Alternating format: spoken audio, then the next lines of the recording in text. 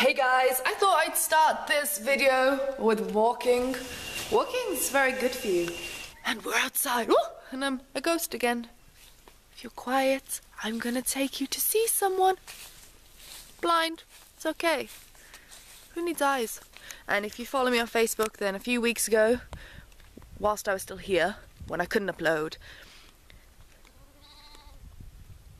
Did you hear that? Oh, you're on the other side of the gate. Well, apologies.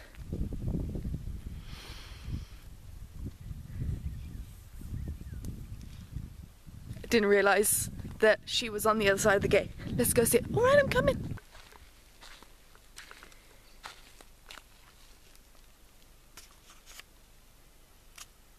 Her name is Lena. She's about a week and a half old. Found her bogged in a dam. Well, I didn't. Someone else on the property did. Guessing her mother abandoned her. She tried to get water and got stuck in the mud. So she was rescued. And she's so cute. Look! She just bounces around the garden, annoys the cat, freaks out the dogs. She is awesome. Too much cuteness. Woo! Distraction aside, massively cute distraction aside, let's get on with the week's video, shall we? Okay, let's start this video properly. Hey guys, how are you today? Today I'm gonna film 2 videos today because I have very little time out here to actually film. It's very upsetting. I really miss you guys. I really miss you. I'm gonna be sad to leave this place, but gonna be happy to get back to you. So right now, as I'm holding my passport, we'll do the Wanderlust tag. Now, I've seen it a couple of times on vlogs, and I've seen a couple of YouTube videos, and I thought it was quite interesting. And I thought maybe you could get to know me a little bit. Maybe. Possibly. I don't know. Okay, first question is your most treasured passport stamp. Now, as the majority of travelling I have done is through Europe, you don't get stamps if you're an EU citizen. Not all the time anyway, but I have had a couple. Where is it? No, there. I will show you this one. Oh look, the sun. How sweet. This is my favourite passport stamp for a couple of reasons. One, this was when I got the train between Budapest and Zagreb in Croatia. So you cross the border, you obviously have to stop in the middle of nowhere. The police, border security people get on and they check your passport as you would in an airport, and they give you a stamp. Now the reason I remember it was because I was in a little cubicle with 2 other travellers. These 2 travellers were from Germany, I believe. They had a Eurorail pass. They're really popular, I get asked about them all the time. So here's a little bit of advice, don't do what these ladies did. You're meant to fill out all your details. I think, I've never had one myself, one of these passes, but on the card it says that you have to fill it out with all the dates that you started your trip on. They hadn't. It was an honest mistake. This was, I think, was their first time backpacking around Europe. And these guys got on basically, long story short, they were going to be chucked off at the next station in the middle of nowhere, somewhere just off the border of Hungary and Croatia. They were like, what the hell? And they had a fine to pay at about 40 euros and they didn't have any money on them. So the guy was being horrible, so I couldn't stand to see this any longer and I reached into my bag and I got the 40 euros, or maybe I give them 30 because I already had 10. Anyway, I gave them enough to pay the fine.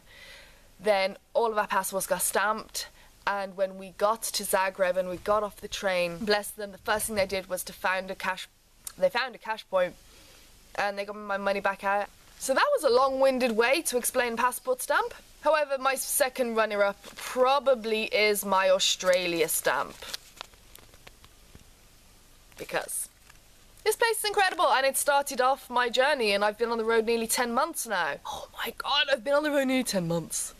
That is crazy. Next question. Can you recite your passport number from memory? No. No, I cannot. Who can? Really? Ah, son! Preferred method of travel? Plane, train, or automobile? I love driving around, and in Australia I think it's an amazing way if you've got the extra money to get like a camper van. See, I'm going into it again. I'm just giving people advice. Alright, no advice. I'm just going to tell you what I like, okay? I love going by plane in some respects because I like flying, takeoff, landing, but everything in the middle is very boring, very cramped. bad food. I could take it or leave it. I love train travel, and I actually opted to go by train on my way, you know, out of the outback instead of by bus again, because trains, you know, they're much more spacious than a bus. I know bus isn't in this question, but if you have been in this family for quite some time, you know I'm fond of a bus ride or two. Top 3 travel items. Okay, these are personal to me. My Kindle, my mobile phone / camera, because I love the camera on my Samsung Galaxy S3, and my Elmo. Where is Elmo? You haven't seen Elmo for ages. I'll be back. I just went to get Elmo, and someone came and wondered what I was doing as they were sat in the background, barring. You want to see again? You want to see? Okay. Oh, beautiful girl. Look. Eating? Don't know which one I should put in my backpack to leave with. You vote. You tell me in a comment below which one you'd like to see in future videos. I'm sorry, Elmo, but I think your popularity is gonna have to go down a bit. Run free! Okay, you stumble away. It's so cute. He's so fragile and awkward on the legs. Okay, gives Elmo some love, some camera time. Keeps moaning to me he's getting no camera time these days. So yes, you're one of my top 3 travel items. Be chuffed, be loved. Alright, understand this. Hostel or hotel? I'm gonna say... This is really hard. I do love hostels because there are just so many people and they're a great atmosphere, but now and again it's nice to have a hotel, and you know, it's the little things that you always take for granted. This is actually a snippet from my book. That's right, I'm writing a book. Is that you'll take advantage of all the little things you'd normally get in a hostel, like your free tea and coffee, your free fluffy towel on your bed, sheets, clean sheets, and a lack of 10 other people, all with alarm clock set for all different times in the morning and night. You really start to appreciate hotels when you stay in one. But I do love hostels and never give them up. They're great. Love them. Love them. Booze. Goon on the roof. That's how you sum up a hostel. Am I a repeat visitor, or do I like to explore new places? Well, to be honest, once I've been somewhere, I feel I've been there.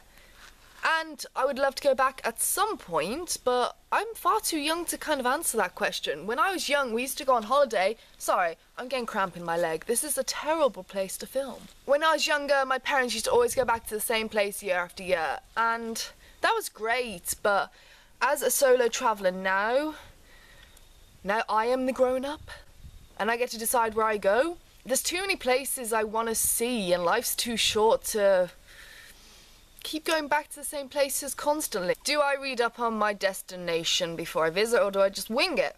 Generally, I will always say do your research before you go to a country, and I always do. Especially, I mean, coming to Australia is a bit different, but in a sense it's not. They'll have different rules and regulations. If I go to China, hell, it's a different culture over there. So yes, I do, but I've never winged it on that. I think I've always just spent a little while researching where I'm gonna go. Favourite travel website? There is one website which is actually amazingly good and informative. Something like psychotraveler.com? Is it .co.uk? No, it's .com. Yeah, I've heard that's really good. You should go on there. Okay, I use a variety of different travel websites. One of my favourite bloggers is Backpacker Banter. He's awesome. He just shares his stories about his time on the road, and it gives me a lot of inspiration for where I want to go. He's spent a lot of time in Asia, so I love to follow him. TripAdvisor can be good if you want to see what kind of attractions there are. A lot of the time, in this respect, I wing it. If I'm not on a schedule and I can spend as long as I want there, I'll just turn up and, you know, maybe read upon a few places I want to go, and that's about it. I'm good. So I don't really know if I use travel websites. I use a variety of them. I use Google, and then a list of travel websites comes up. Where would you recommend a friend to visit? That is really difficult. Do you know how hard that is? What friend? What do they like? For you example, what do you like? Do you like cities, or do you like, you know, a beach town? Okay, in Australia, I'd tell everyone to go to Byron Bay, because Byron Bay is fucking amazing. Because Byron Bay is amazing. Did not swear in front of the lamb. In Europe, I don't know, Rome? Dubrovnik was alright, that was pretty. Well, I don't know what kind of person they are. There's so many places I love. Athens, what a city, so much history. If you like history, go to Athens or Rome.